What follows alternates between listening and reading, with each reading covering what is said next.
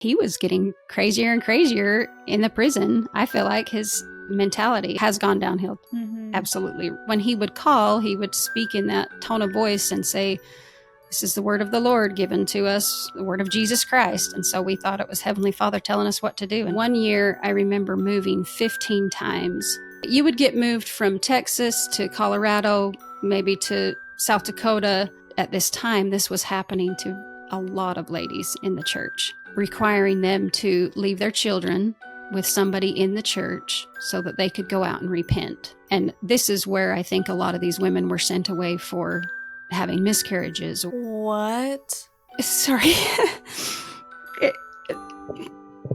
So I asked Mom if she would come and see me. I hadn't seen any of my family some of them for 20 years. But the Jeffs family I hadn't seen for 5 years, and I never got any phone calls from them.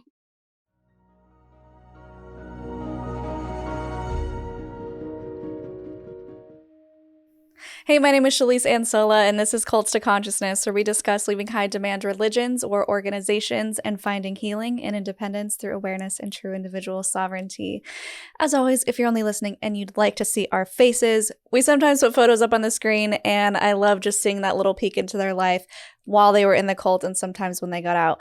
So you can go to our YouTube channel at Cults to Consciousness, where you can like and subscribe and leave those words of encouragement. It's so nice to see those encouraging comments from you guys. We have such a beautiful community that we've created. I'm struggling today.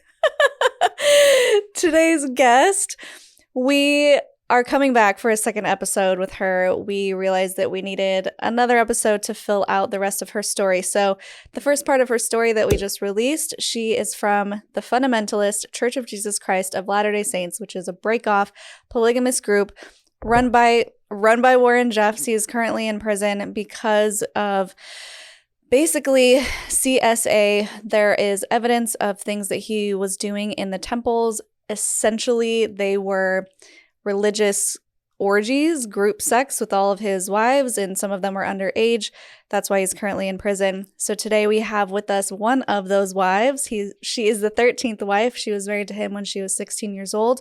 In the first episode, we go into her childhood, what it was like meeting Warren when he was the principal, getting married to him, what it was like in Texas when the raid happened and CPS came and took 400 children away from the ranch, and also about what he called the quote heavenly sessions, why he's in prison. So now we're going to talk about what it was like after the raid, his continuing revelations from prison, how she was sent away multiple times, and how she started to deconstruct and realize that he was not a prophet. So that was a mouthful.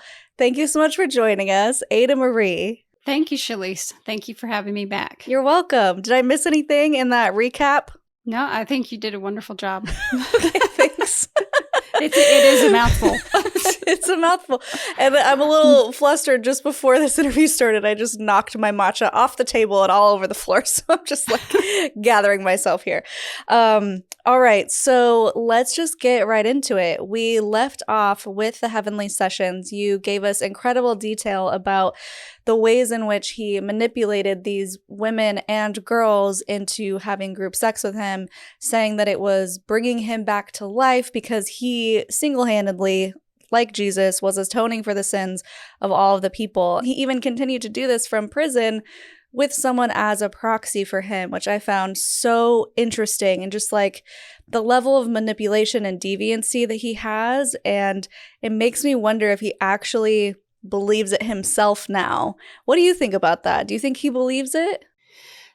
It's hard to say. Honestly, now I think I've tried to go over all this, and he's just a man that wants his sexual desires fulfilled, honestly, in my mind. But it's very possible that he could actually truly believe all this. So maybe it's a mixture of both. Yeah, I know he's not. Now, after all these years in solitary confinement, he is not mentally stable. It's not the same person we knew 17 years ago or so. It's amazing. And I definitely want to get into that, especially where it stands today, if you have any information there. But first, let's go back to when you were still involved and still technically one of his wives. We ended on the heavenly session thing, which I just mentioned. So after CPS came and took all of the kids away, you were trying to take care of one little girl specifically, and they took her away from you. They were kind of holding these kids hostage until their biological parents came to pick them up, which I can understand. It makes sense. It wasn't handled in a proper way, I would say, and I think you could probably agree that it was chaotic and it got out of hand. I mean, Yes. People were separated for 2 months, right, from their kids. Yeah. I'm getting a lot of comments from my other interview about like, well, Warren did the very same thing. And it is crazy to think that is, and it's crazy to me because I didn't even comprehend that, because he was the prophet. And if he said to do it, it was okay. Yeah. But in our minds, it was so big and bad when the state of Texas came and did it to us.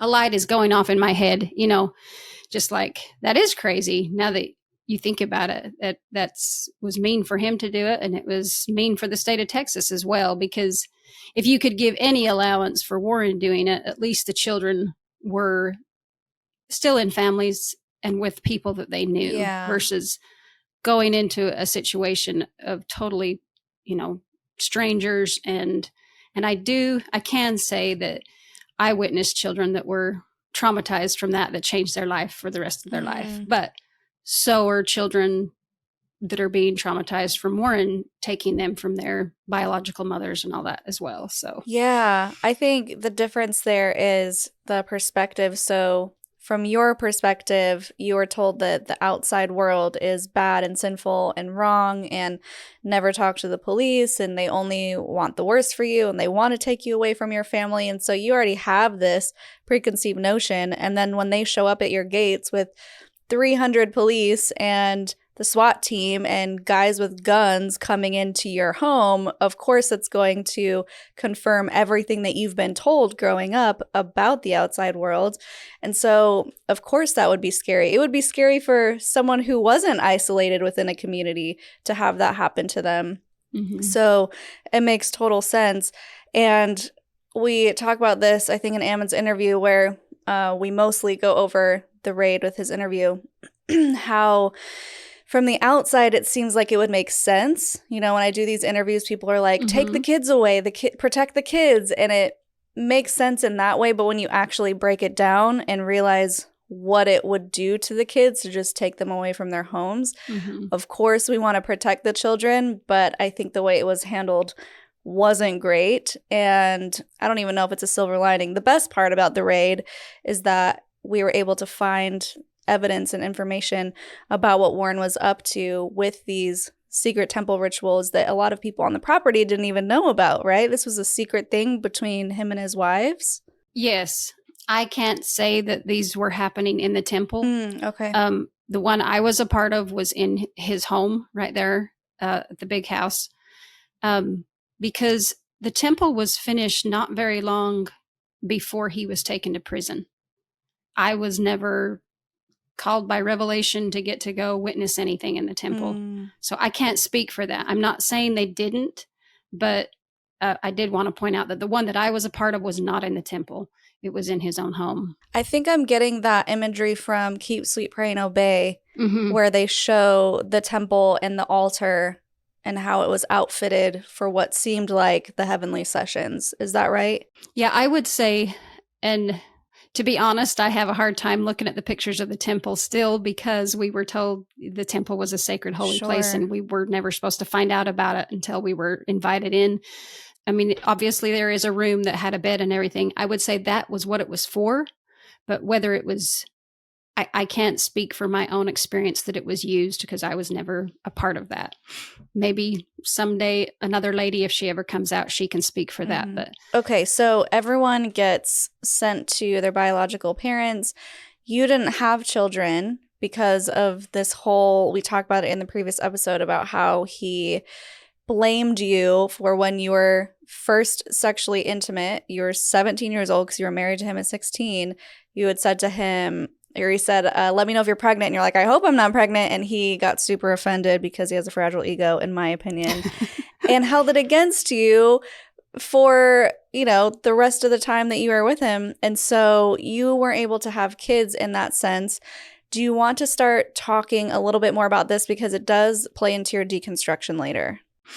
So I didn't have any children because of all this, the treatment that he had given me all through the years.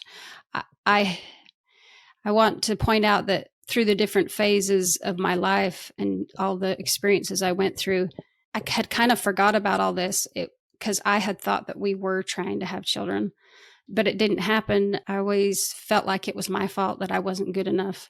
I was a little comforted that there was other ladies that didn't have children as well. So that was one thing that help me feel like I wasn't the worst person in the whole wide world. Years later, when I reconnected with one of the ladies that had been close to him, she said, I've always wanted to ask you about this. And she said, do you remember how Warren used to say, it only takes once, ladies? And I said, I tried to remember the phrase. I couldn't really remember that was what he said, but kind of, I was like, okay, yeah, what about it? And she said, well, I asked him once, what does that mean? And he said, that means if she resists sex, then she doesn't get it. If she resists it one time, she doesn't get it. And she was flabbergasted. She was like, well, what about forgiveness? What about, there's so many things wrong with that. And he says, that's just the way it is. And she still was confused and asked him, can you give me a for instance? And he said, okay, Amy, I offered her children and she rejected it. When I found out that was like, it made me so upset. And I was comprehending what had happened all through the years. The memories of him shunning me publicly were coming back. And I thought, you mean to tell me that I thought we had tried through the years, but now this had been said to her clear after we were in Texas. So to me, I feel like he held it against me all those years for one comment that I made when I was 17 years old. And it was wrong. It's just not the way a woman should be treated. Yeah. So I can't believe he held that against you. It's so wrong. And this is also a bigger deal because you're told that your job as a woman is to have a bunch of kids. And that's what you've been told your whole life is your goal is to get married and have children. So you're probably feeling less worthy.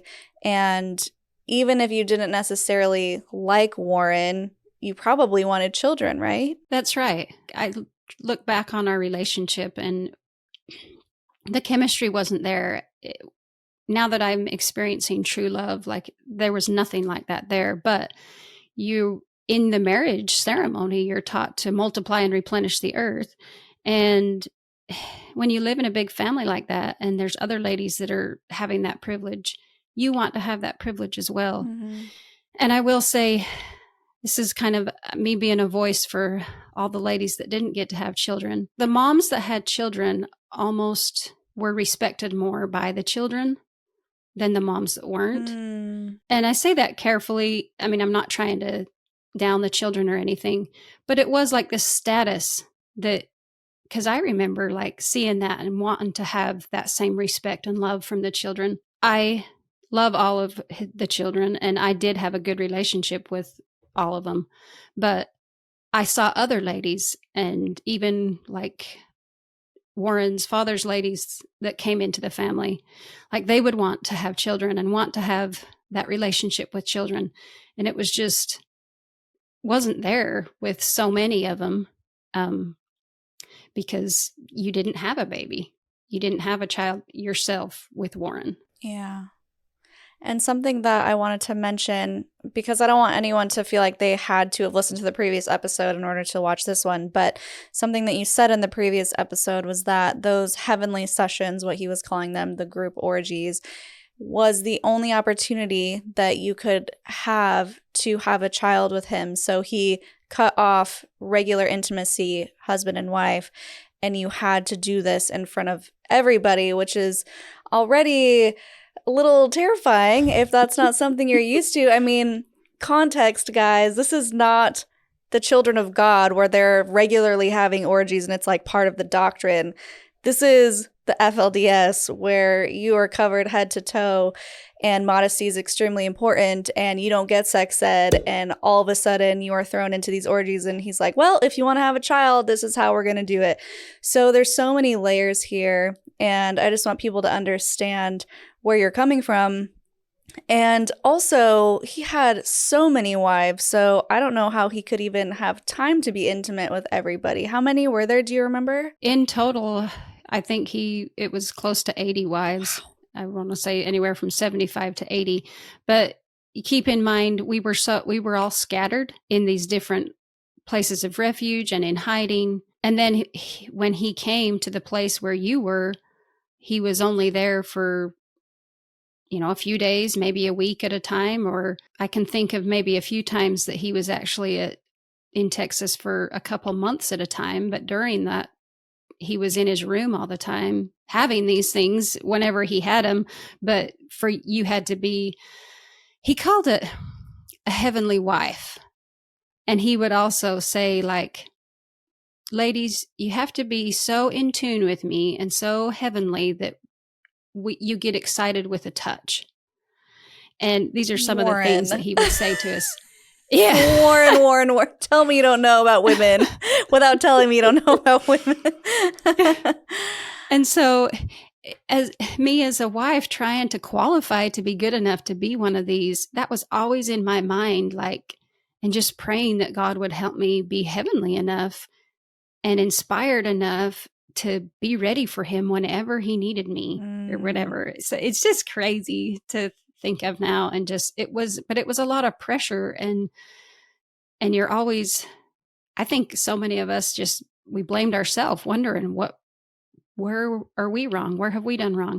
What do we need to do so that we can come up to his mark to be his good wife, heavenly wife? It's just so highly manipulative we've done interviews with people in domestic abuse situations where, of course, within the patriarchy, the man's like, well, you belong to me. You're my property. You need to be ready whenever I want it. But then on top of that, what Warren is doing is adding this spiritual manipulation of, well, if you're not ready whenever I want it, it's because you're not worthy or you're not heavenly enough. And so you're adding this unnecessary layer of shame and guilt and feeling like you're not enough. And that just must have been so hard to deal with mentally. And also, sex is such a emotional thing, I think, for women. You really need to be in the right headspace and feel loved and safe enough to open up. And so I imagine that if you have that level of not even just not feeling safe, but not feeling worthy enough or spiritual enough on top of that, it must have been really hard. It absolutely was. And it's just, to me, I think of it now and it's just wrong. It's just terrible. Yeah. But when he went to prison, he started giving all these revelations and continued to lead the church from prison.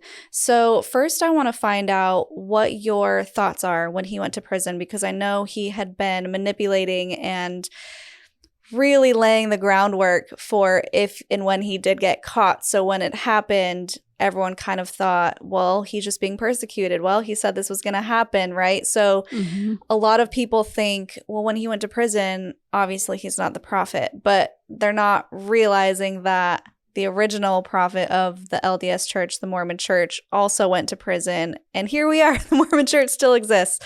So what is your thought process when he goes to prison? Do you know what's going on at all?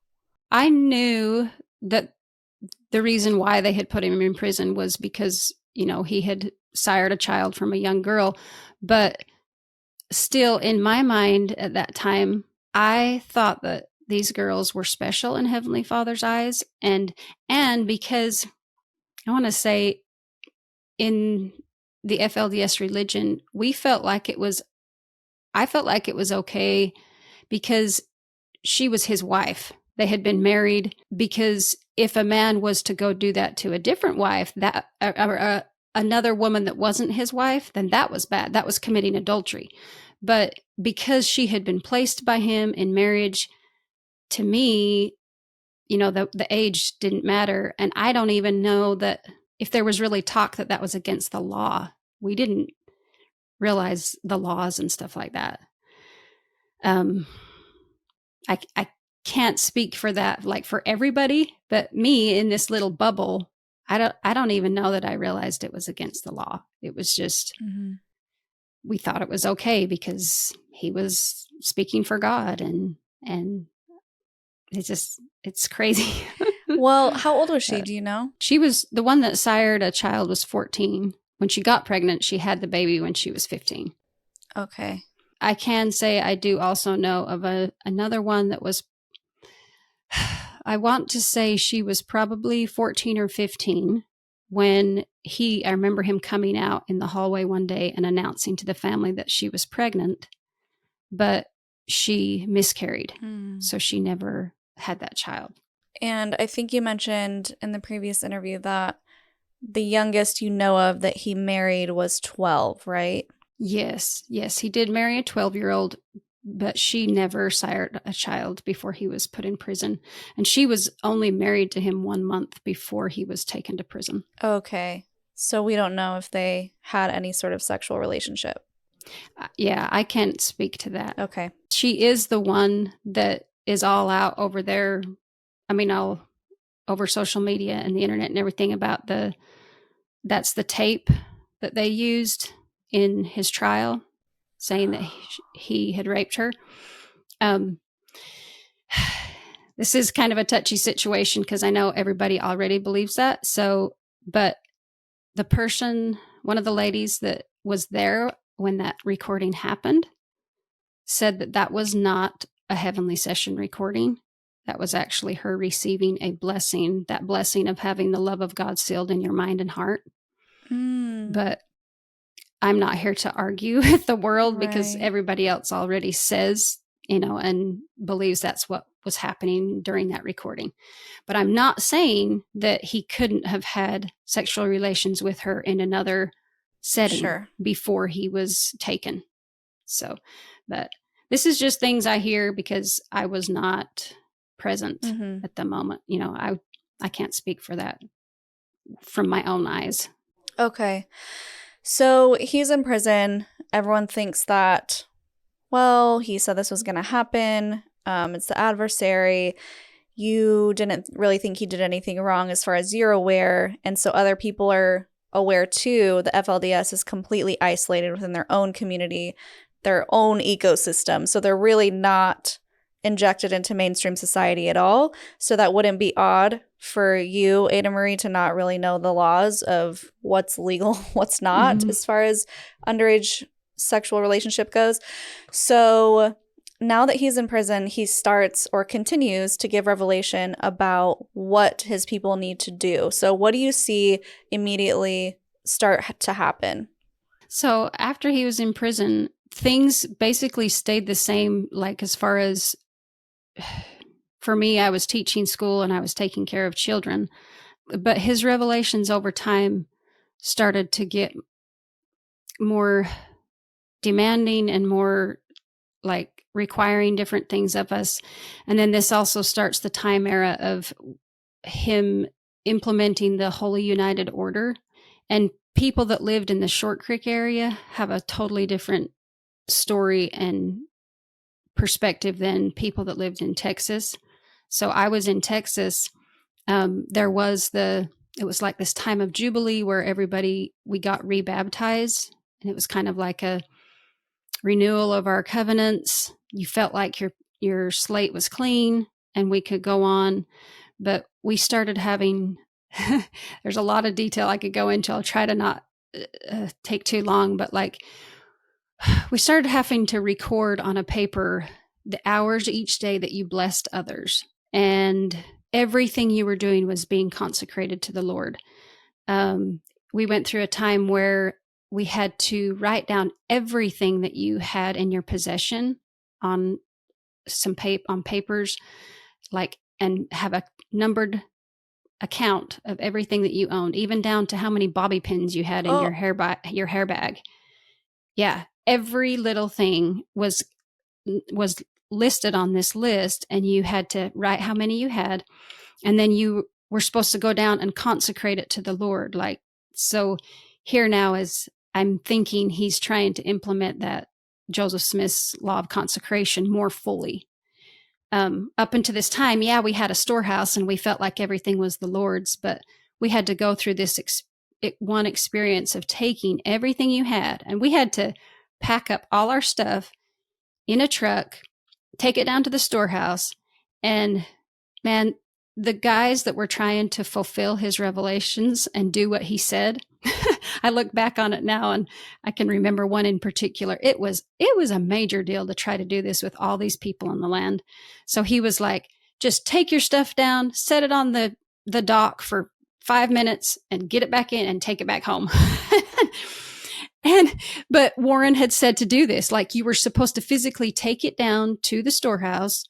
And I guess that meant you were consecrating it all to the Lord. And yeah, and then take back only what you need, or, take your needs.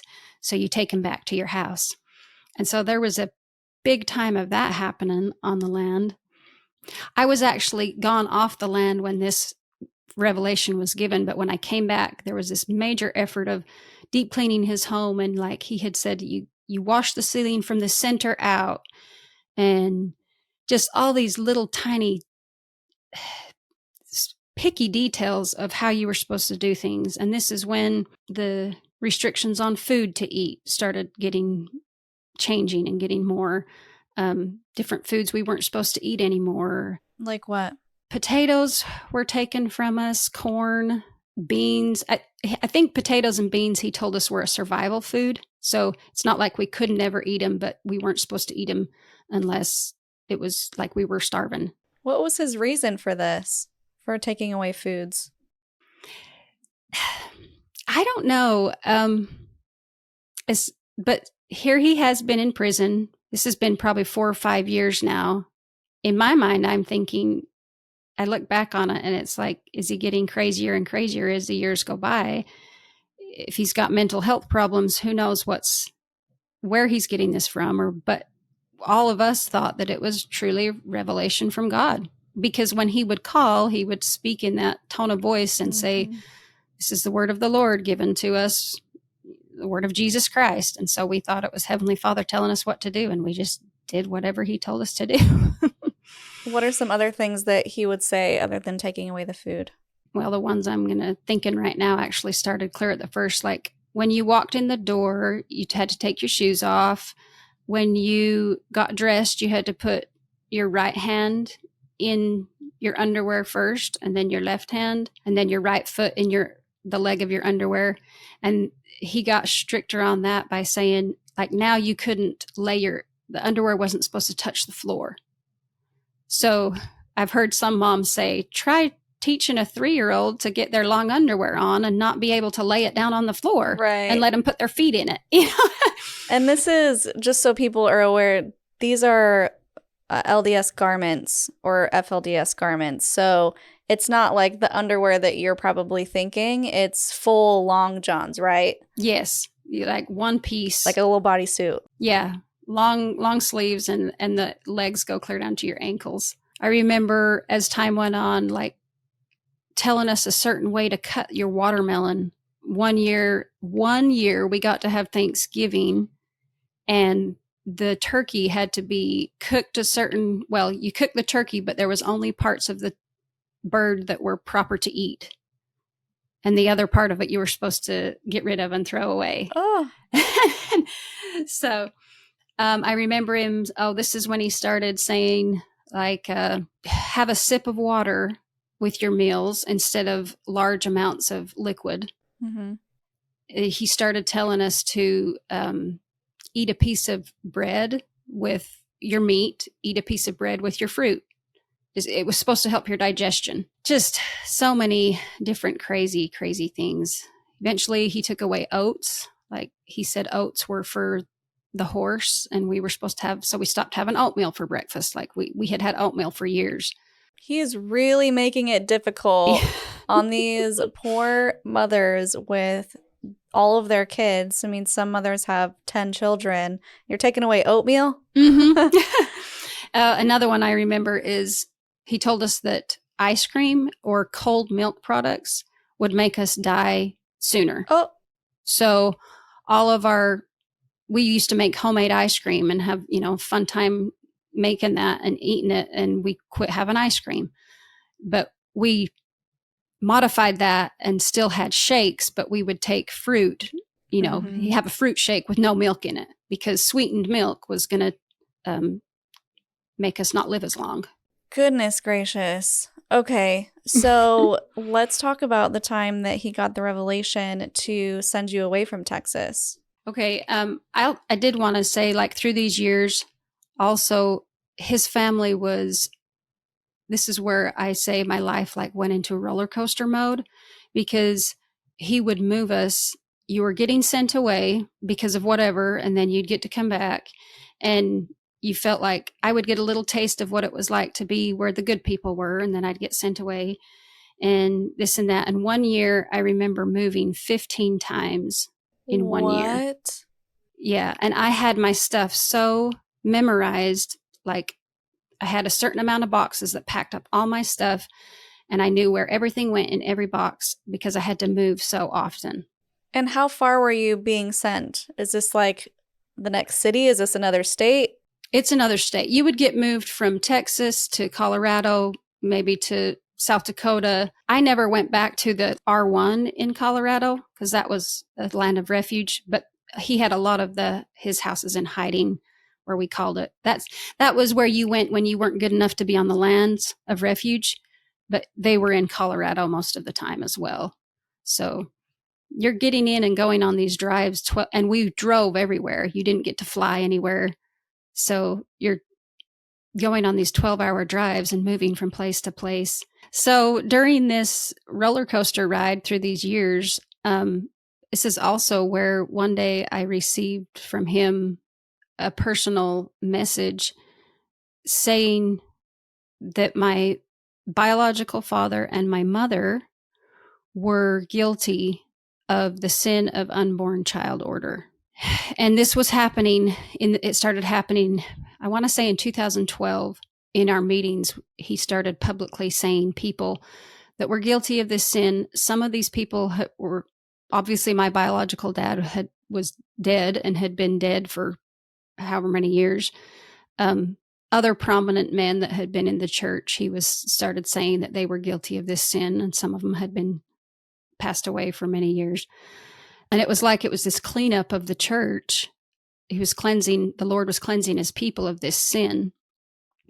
And this is where you get some of the different stories.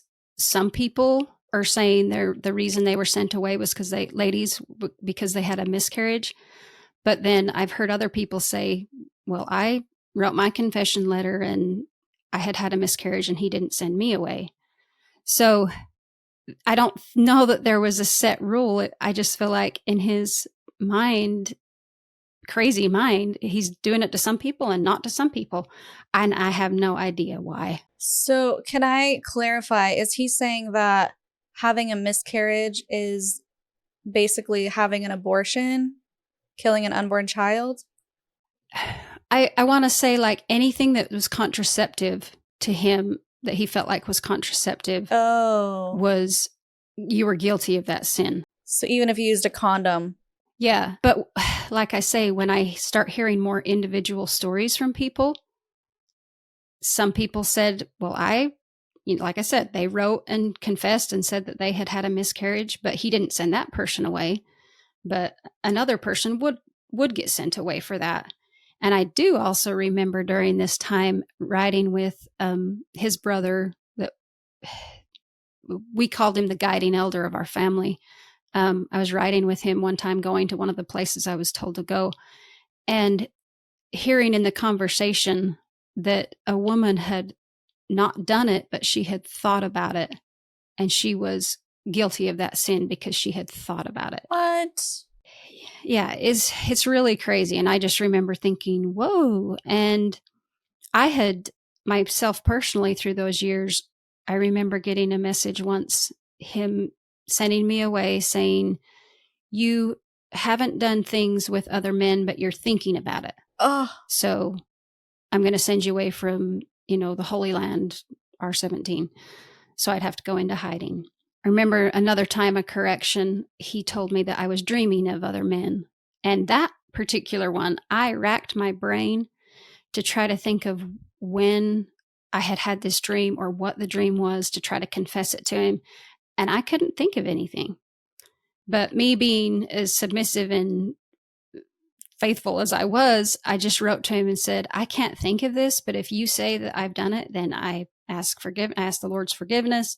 La la la la la. This man is trying to control your dreams? Yeah. Goodness gracious. Not even your thoughts, but your unconscious thoughts he's trying to control. Mm-hmm. Yeah. So it was a crazy time. And now in the moment, it was just like whatever the Lord said, I never even questioned it. But now I look back at it and you can see, he was getting crazier and crazier in the prison. I feel like his mentality is going downhill. So has gone downhill absolutely rapidly, So I received this message that my parents are guilty of this. And it was devastating because in my personal family, all of my siblings had either chosen to leave or had been sent away by Warren already up to this time. And I had one brother left, and there was me and my mom that I knew that was still in the church. And so I get this message about my mom, and he used the term, they're forever non-members. And in our minds, that means you can't be a part of the Church of God ever again. And so I was worried, like, what's going to happen to him in the eternities? If you can't be a part of the Lord's church in the next life. But here again, if you don't give the right answer and the right response, because at the end of the message given to me, they said, do you accept this as the word and will of the Lord? And because I wanted to be one of those good people and get to heaven with him, then I said I accepted it. But I do remember my personal feelings, like being worried what is going to happen to my mom. And if she gets people this was happening to, they were getting sent away from the community. So wondering where mother was going to go. And I never got told where she was sent at that time. And I did ask the guiding elder once, like, what's going to happen to my mom? And I was talking about like physically right now, like, where is she going to go live? And I think he thought I was thinking about eternally. And he's like, you're going to have to ask Warren that question. And so just heart-wrenching, to think I have no idea where my mom is and what's happening to her now. She had left Texas because of health reasons and went to get some knee surgeries done in Short Creek and hadn't come back. She had not been sent away for some bad reason. She just went for health reasons, but she never came back after that. And then a few years later, I hear this personal message from him. So this continued for everybody in the church at this time. This is when it was just crazy, people being sent away. And in 2016, his personal family had been through a time of going through this as well. And I myself had been living alone with one of his grandchildren that he had assigned me to take care of. And we'd been living alone for 2 years. We had moved a few times into different places in Colorado, but you didn't get to see anybody except for a caregiver would come once a week and give you your grocery list of food that you had given to the storehouse. And all they did was come and drop off the food and then leave. I did have a phone, and his mother got to call him. It was only like maybe once a week or once a month, if I'm remembering. So you're very isolated. You don't have any social life. And for children, you have to keep their schedules consistent if you're going to have any success. So I'm trying to teach him school. I had him through his 4th grade year, cleared through his, started into 6th grade. And this is what I had been under and been doing. One day he was not responding very good, and I got a little too impatient, and I gave him a little kick in the pants. And so I was in this habit of always confessing everything. And also by this time, he had started this little list of questions that you were asked weekly. Like, are you purity covenant living? Are you keeping sweet? Are you this? And his family was supposed to answer these questions and write on the paper and send it in to him with your letter every single week. So when this experience happened, I wrote to him and said I didn't keep sweet this week. I got a little aggravated with this young man and I gave him a kick in the pants. And so about a month later, because there was always a space of time when you wrote your letter and it went into him and then for him to get the message back out to you, about a month later, I get a correction from him telling me that I was to leave. At that time, I was in South Dakota. I was to leave that land and I was to be separated from this young man. So we went our different ways, but the young man was sent off the land as well. It was another 6 months, me just living with various ladies in various homes in Colorado.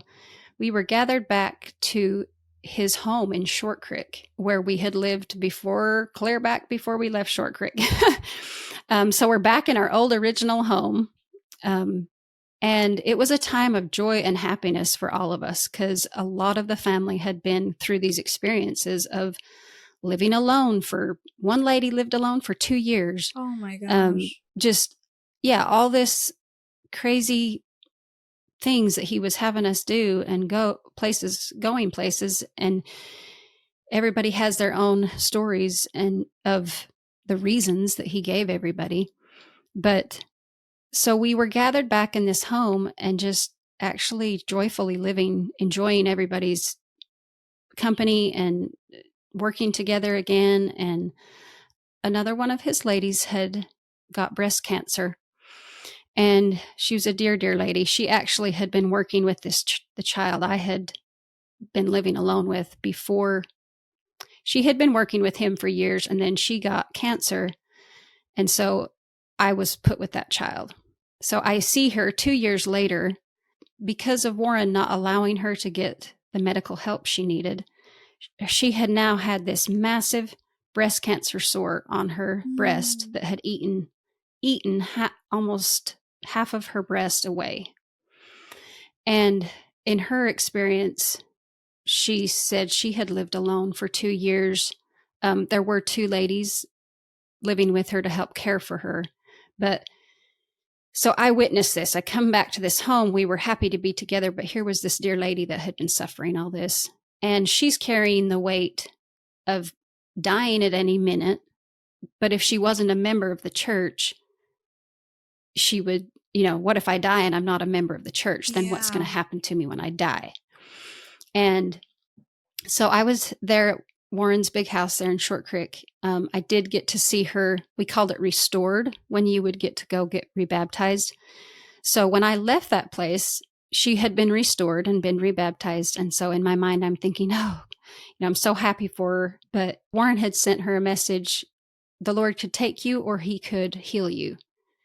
And so she was living, almost hoping for this miracle that she would be healed from cancer, but just magically with no medical intervention. Yeah. And she was allowed to go to the hospital, but by the time he finally let her go, she was already stage 4 breast cancer. So by this time I see her again, this cancer sore has eaten her breast away. And there were people coming and basically just giving her painkillers to help her survive the pain, because he hadn't allowed her to go get chemo or radiation. He told her that those things would just take her life sooner. So here I am at this place, and then I get a message there. And he brings up the same reason for me giving this child a kick in the pants. He told me that showed him that I would do that to my own children. And so he told me I was to go far, far away. He told me that I had 10 months and 10 months only. And he told me at first to go live with my mother, but then he also said in the message, or relatives. So the person that was relaying the message to me told me that my mother was an apostate. People that were getting sent away were sent away, but they wanted to be good enough to get called back. You wouldn't call that person an apostate. You would call them, somebody that was in restoral order. Somebody that came out and started doing things that were completely different than what you're told. In your mind, you're like, okay, they're an apostate because they're doing all these things that they shouldn't be doing. But so it was actually Warren's brother Lyle that gave me the message. And he told me my mom was an apostate. So in my mind, I'm like, I don't want to go live with an apostate. And I was like saddened. I was like thinking that she had lost her faith or whatever. And so I was sent to go live with another lady that had been sent out to live on her own as well. And I will mention that at this time, this was happening to a lot of ladies in the church, requiring them to leave their children with somebody in the church so that they could go out and repent. And this is where I think a lot of these women were sent away for having miscarriages, or he was accusing them of, the murder of unborn child or whatever. I don't know everybody's specific reasons. I don't think it was a set thing. It was each person was individually. And I want to say here, even he was sending the faithful grandmothers that were in their 60s, 70s, 80s away because of things that they had done when they were younger. So it's just crazier and crazier, and the trauma and the pain and the sorrow that people were going through at his expense, just because he's sitting in his prison cell telling everybody this and that and what to do here and there. So I get sent away to go live with another. She was a distant relative, but we were related, and came out into this whole new world. I had been living in Warren's bubble for 16 years. I had been married. I think by this time I had been married to him for 17 years. Oh, wow. So you're in your 30s. Yeah, I was 33 when he sent me far, far away, is what he said. I will say he mentioned some stuff about morals. He didn't specifically say you are immoral in this certain area, but for a while there, he had been correcting his ladies and saying that we were wrong for self-enlivenment, which is masturbating. Lordy, this guy with his sexual fantasies is trying to talk about morals. Right. I think back on that now and I just want to slap him in the face. Yeah. I mean, and I lived that had been years, like he had been telling us, you can't masturbate, you can't do that, that's wrong, that's evil. And towards the end there, it was like, this is a sin next to adultery if you masturbate. But he used the word self-enlivenment. I've never heard him use the word masturbate. Self-enlivenment. It's actually kind of funny. Unless you were told to do it with these women in these heavenly sessions. Yes. Right. And I want to say, I can't speak like after everybody started getting sent away, and when Texas, I think it was 2014 that the land in Texas was taken from the FLDS. I don't think those were happening after that time. Okay.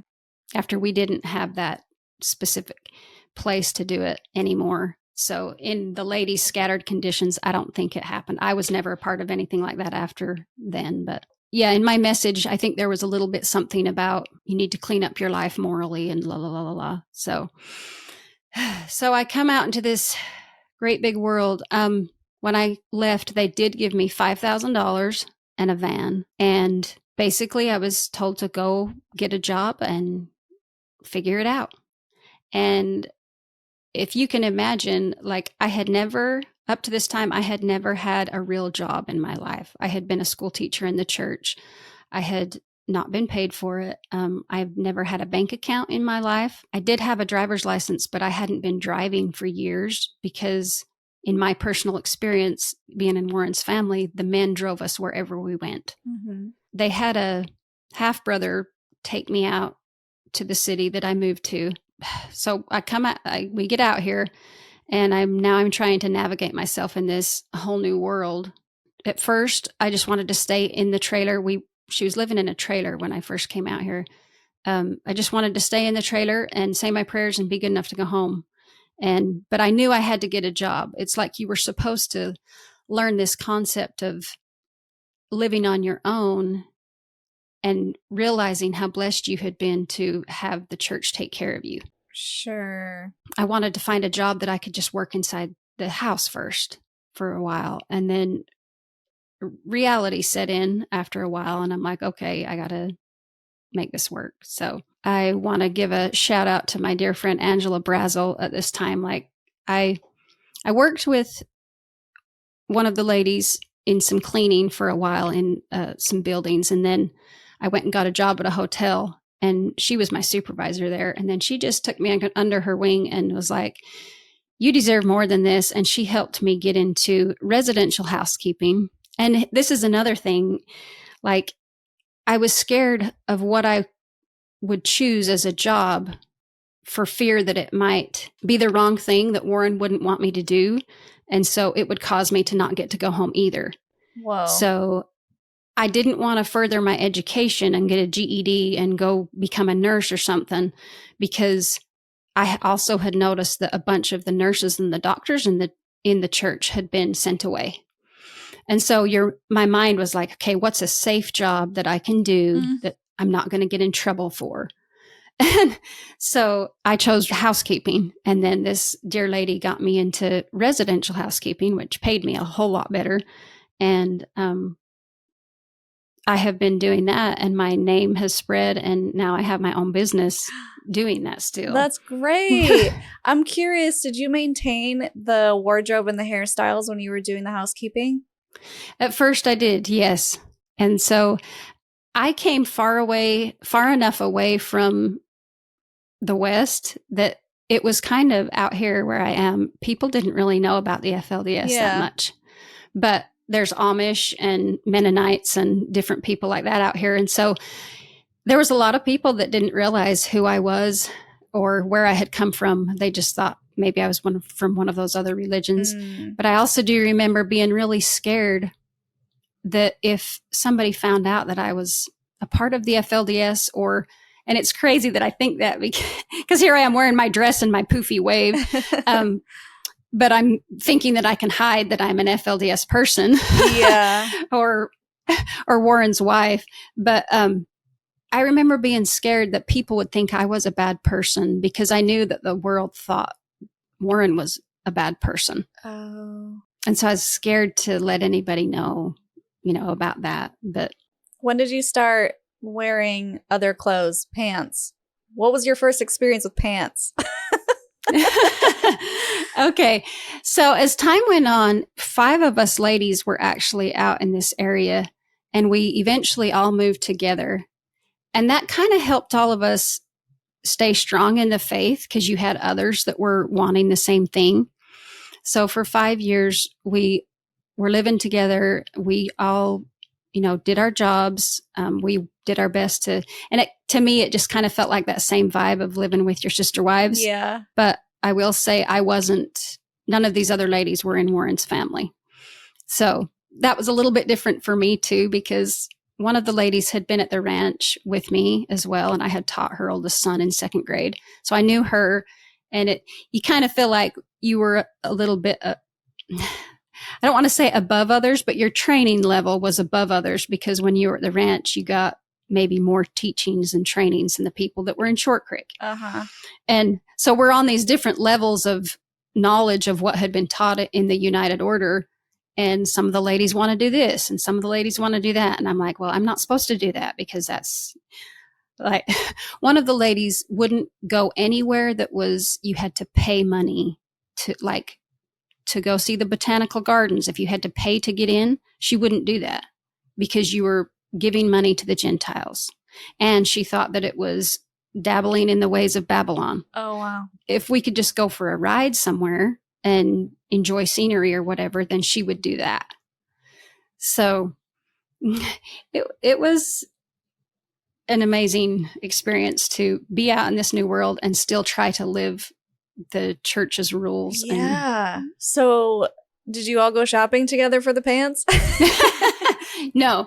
So one of the ladies had started dressing a little different. And it kind of like, I started thinking, that would be kind of cool. I had started to see in the homes that I was cleaning, like pictures of this happy family with a man and a wife and children. And I was like, really, did God send me to earth to just be single all my life? Is this really what I'm supposed to be doing? And then one lady I cleaned for allowed me to have a job at her lawyer's office and part-time, so I could start getting a little feel for something different. And that was when I started wearing pants, but what I would do was like hide it from the other ladies.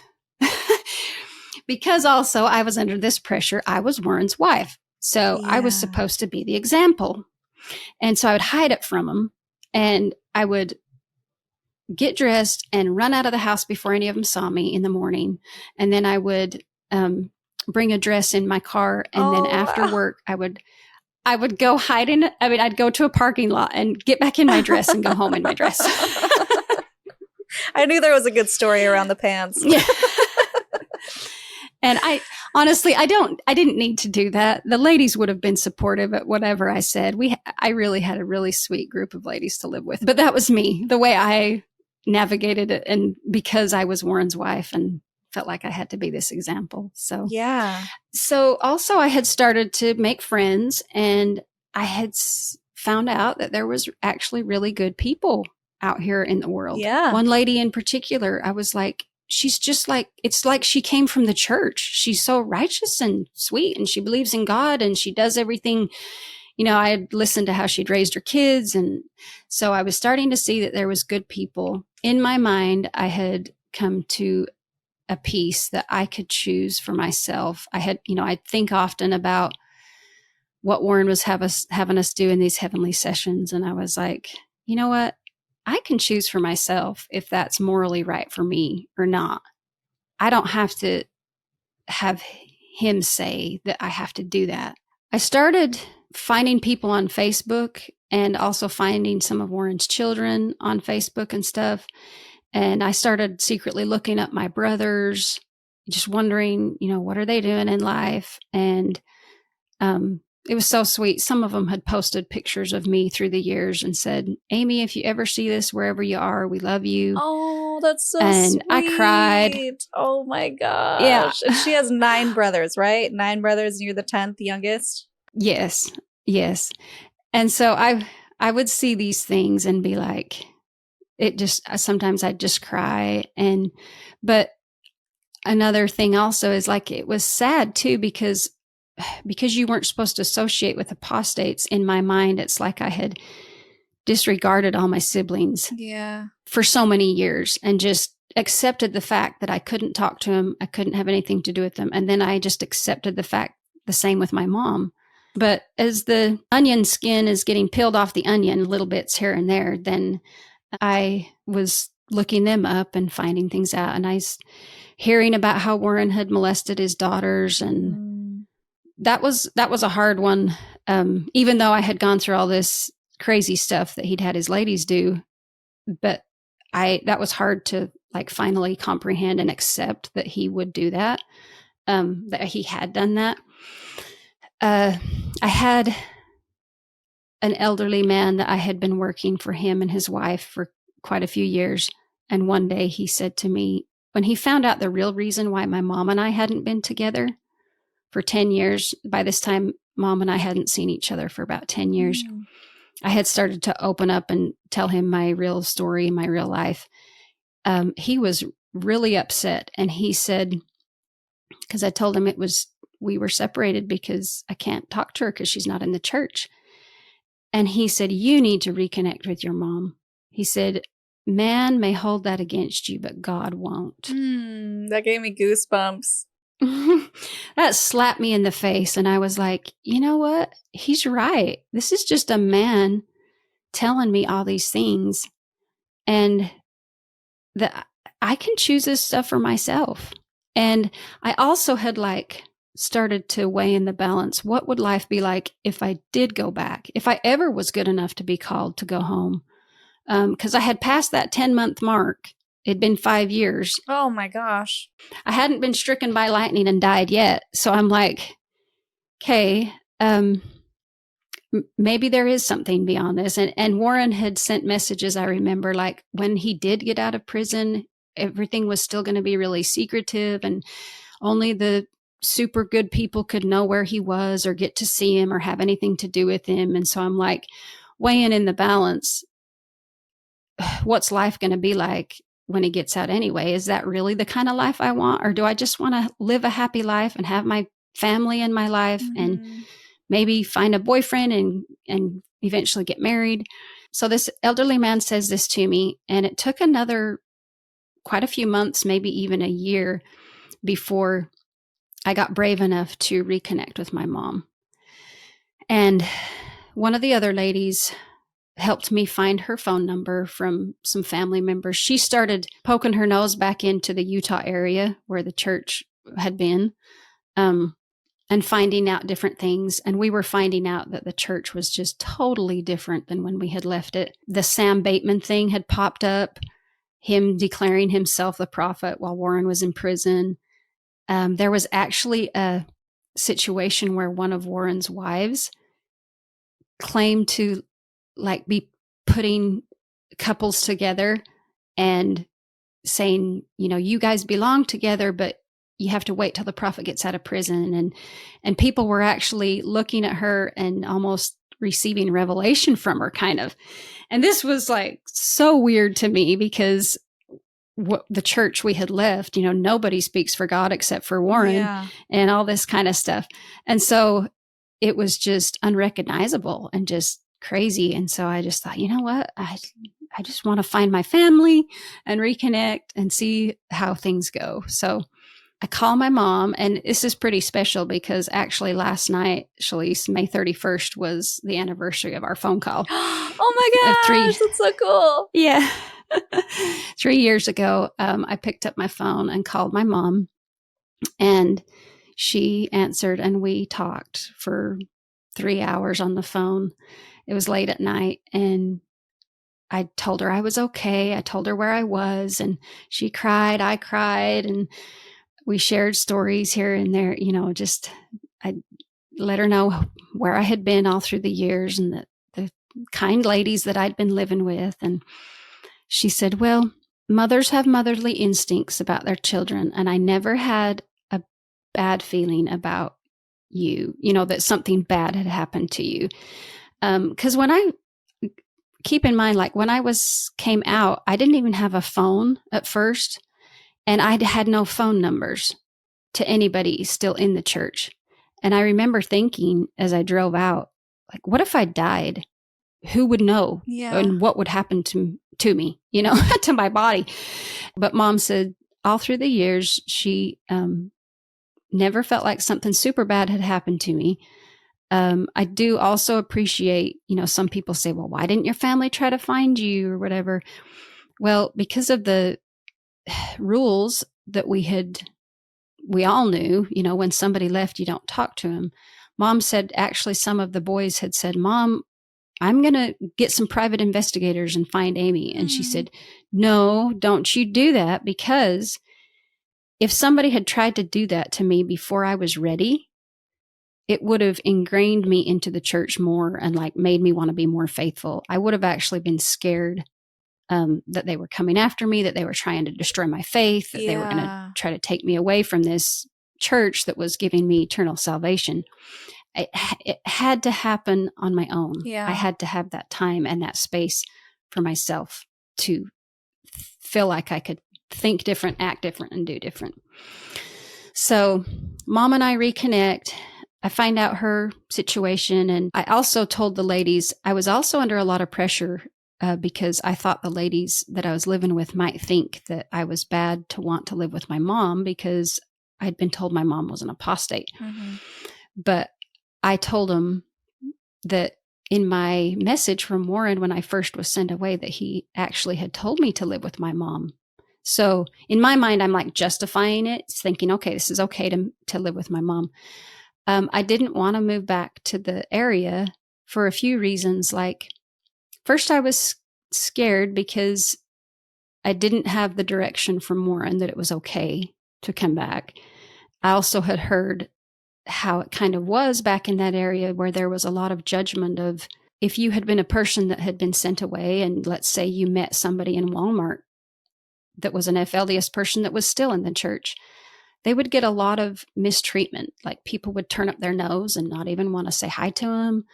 And it made me think of all the judgment that had been built up in Warren's family through the years. It brought back those same memories of not being good enough to get to move into this house or get to go to this, or, and I was like, I had been living all these years where people just loved me for me and accepted me the way I was.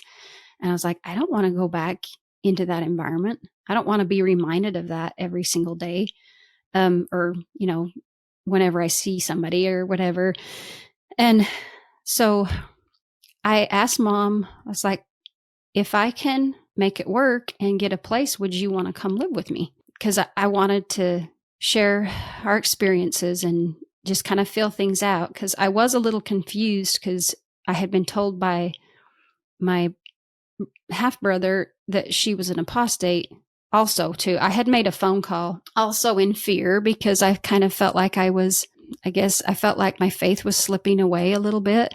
So I was pulled at the heartstrings, like wanting to have a different life, but not so sure about it. And so he was the brother that had brought me out here, and I did write his number down, but I hadn't called him for 5 years, but I finally called him, and he was still really faithful and deep in the church. And he told me too that my mom was not doing just right and was an apostate. And so, but then the lady that helped me find Mom's number, she had heard from somebody else, oh, your mother still is such a sweetheart. She's so faithful. So I was all confused. Now I'm like, well, if I want to do something different, is Mom going to be disappointed with me? Yeah.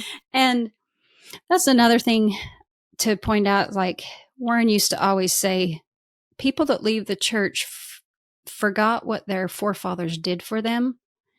And I come from generational polygamy and leaders of the church. Like, my granddaddy was a leader of the church. My great granddaddy was a leader of the church. So I'm under this pressure as well. Like, yeah, am I going to let down my ancestors and my forefathers if I do something different? The ladies I had been living with, we kind of dispersed. A few of them had moved to a different city for work. Some of them were reconnecting with family back in the Utah area. And it got down to just 2 of us. And that's when I was like, okay, I'm going to break away from this, get my own place, get a hold of Mom. I had already been talking to her, but try to get a place if Mom finally decides she wants to come live with me. So I moved into my own apartment, and that was really fun. I had my own space, my own, just a sense of accomplishment. I was paying all my bills. I was doing, making my way. When I first came out, I didn't have any credit history. So like, I had been doing really good at building up my credit history and all these things. And this is another area where my friend Angela Brazel helped me out. She signed with me on my apartment at first to help me get a place by myself. And I love interior decorating. I'd been cleaning all these fancy houses and just loved how different people decorated their stuff here and there. So I had so much fun, like decorating my own apartment and all this. And so I was in the apartment when Mom and I reconnected, and she came for a week. This is another tender, sweet experience for me. So I'm in this fear, and I didn't dare go back to Utah. So I asked Mom if she would come and see me. I hadn't seen any Jeff's family. I hadn't seen any of my family for, my Draper family. I hadn't seen some of them for 20 years. But the Jeff's family I hadn't seen for 5 years, and I never got any phone calls from them or try to find out about me or anything through those 5 years. And so I asked Mom if she would come see me, and she dropped everything. And she's an older person, she's older. She hadn't been on an airplane for 30 years. But she was going to do anything and everything to come see her baby girl. So she came and visited me for a week. and we got to spend time together. I took a week off work and we shared stories. I got to hear her experience of what happened to her, how she was sent away, and what had happened when she left, and where she was now and at that time.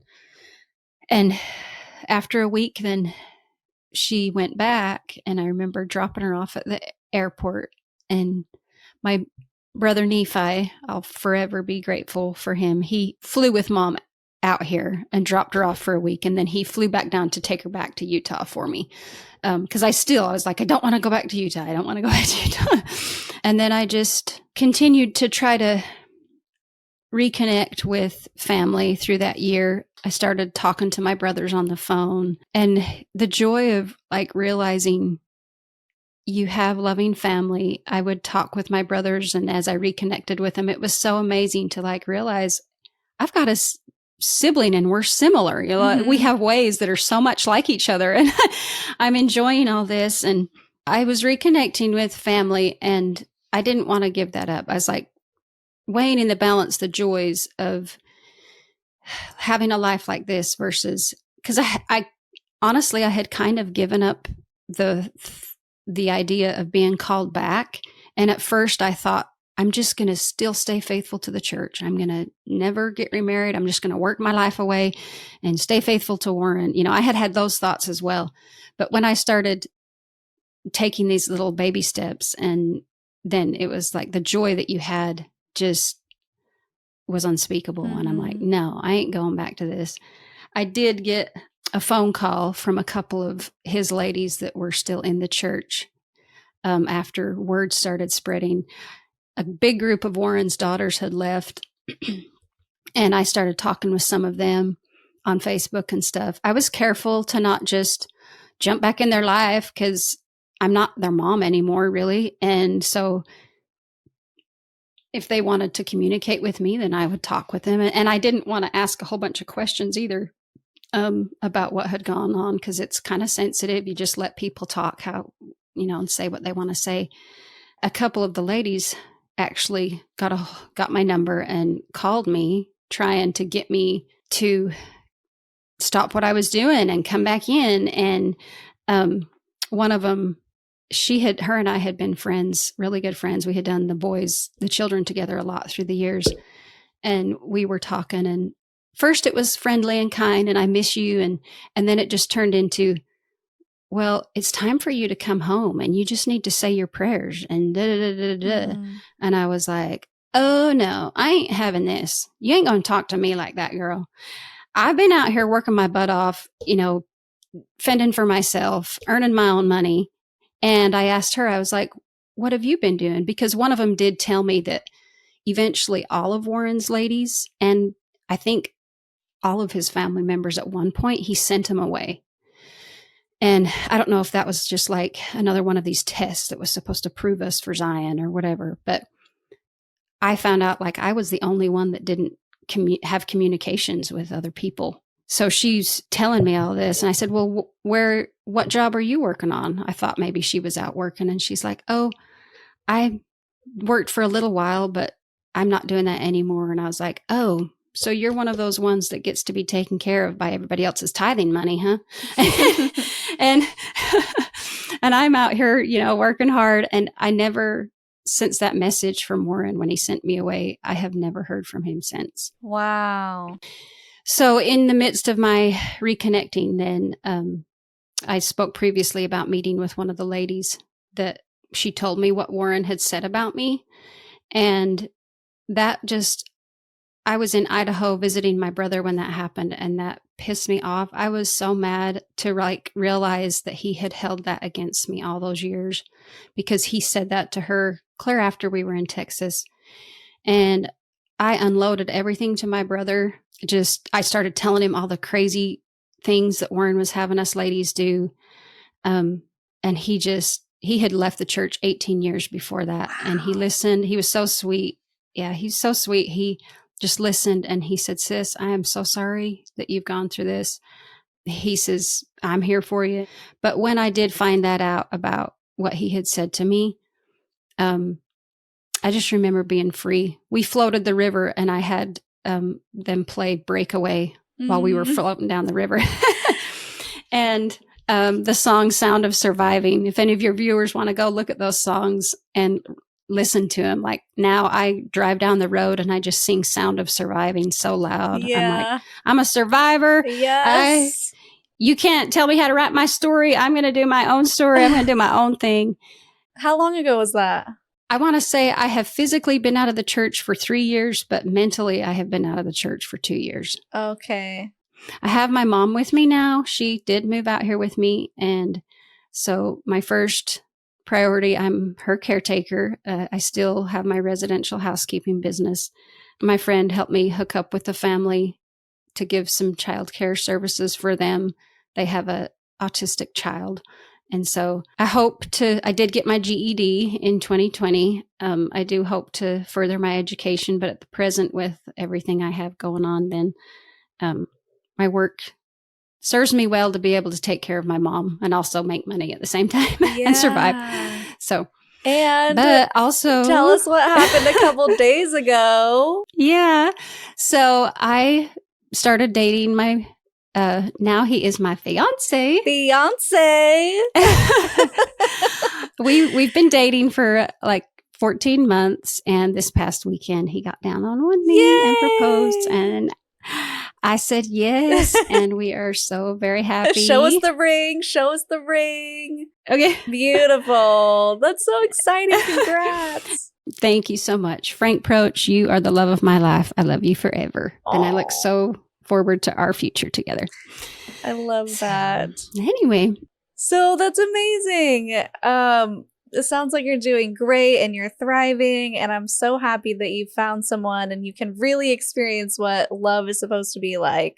Oh man, I tell you, he is just the top of the world, and I'm experiencing love like I have never ever known. I didn't even realize that he treats me so wonderful, and I am his only one. Yes, I'm not sharing him with anybody. Oh, that's amazing. That's so great. And wow, it's only been 2 to 3 years that you've been out. So there's still going to be deconstruction happening, I'm sure, as the years go on. Yes.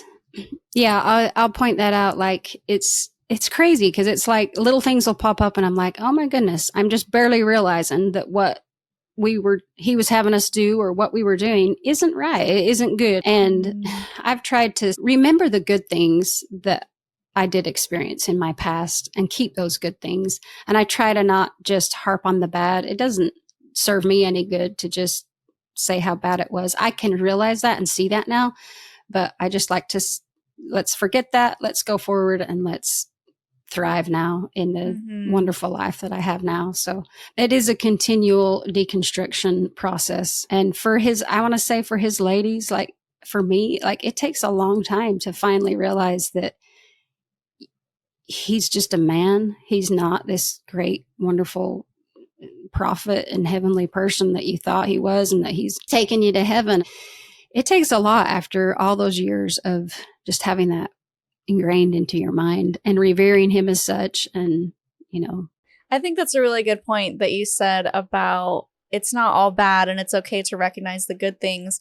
And I think that's what keeps a lot of people in these toxic groups or cults or religions or even relationships is they feel like if they leave it, they have to renounce all of the good as well. Or say they never did have spiritual experiences when maybe there was something that was beautiful and metaphysical going on. We don't really know, but it's okay to keep the good things and also leave a situation if there are bad things that are not keeping you in your peace, that are not giving you the freedom that you need and that consciousness and that self-sovereignty that we talk about, the individual sovereignty. And so I think it's great that you are able to say, yes, there are good things that happen, but there wasn't enough good to keep me in it because you experienced so much more good and joy and happiness on the outside. Right. And so giving yourself permission to experience that joy and happiness while denouncing something that previously gave you happiness is okay.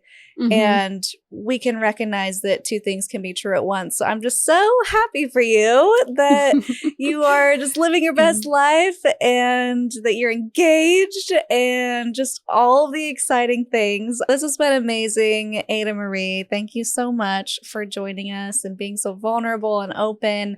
And if anyone wants to watch her previous interview that we did, we'll definitely link it in the description, and you can go watch the beginning of that. And if you want the full extended version, she did do quite a long interview on growing up in polygamy's page, so you can check that out as well. Do you have any other final thoughts before we do our Linda Listen moment? I don't think so. I think I'm ready for that Linda Listen moment. Give it to me. Give me your Linda Listen. My Linda Listen moment this time is, Linda Listen, live judgment free. And when I say that, I don't mean don't be smart and don't judge your situations, but I came from a religion where there was so much judging each other. You're not good enough, this, that I have found the greatest joy as I've come out. I've made it a point to live judgment free and love everybody for who they are, what they are, and where they are in life. I've had siblings take their life in suicide, and processing those experiences and stuff. Now, when I hear of somebody, if their mental health isn't just right, or maybe they don't have the highest paying wonderful job yet, instead of judging somebody for that and saying they're bad, I look at them now and I say, I wonder what their situation is. And I just want to love them and love everybody for who they are, and know that we can all be increasing and making our lives better through the love and acceptance and help of others. Yeah. So, live judgment free. That's beautiful. Wisely. You've given me goosebumps like 8 times through this interview, and it's been so great talking to you. I love that. Compassion is key, and that's why we do what we do, so that when people see FLDS maybe out in Utah or wherever they are, instead of being like, oh, those crazy people who are in a cult, they can think back to these interviews and remember they're going through something, or maybe they are happy, but just understanding where they're coming from is such a huge step, and just really seeing the world through a different perspective and seeing people with more kindness and giving more kindness instead of judgment. So I love that. So awesome. Thank you so much for coming and sharing. All right. Thank you so much, Elise, for having me. Yeah. All right, guys. Leave those words of encouragement down below. We love to see your comments. If you want to support Ada Marie and find her, we'll put all her links in the description, but her Instagram is at Ada Draper 1. And we'll link her Facebook down below as well. If you want to support the podcast, you can become a patron at patreon.com/cults2consciousness. Our newest patrons, El Noir, Angelica, thank you for booking at that one of those highest tiers. It's so awesome. We appreciate your support, and Francesca as well. And if you want to get some merch, Apostates Unite, I'm sorry for what I said when I was in a cult, Linda Listen, we got some fun stuff over there. You can find that at cults2consciousness.com under the merch tab.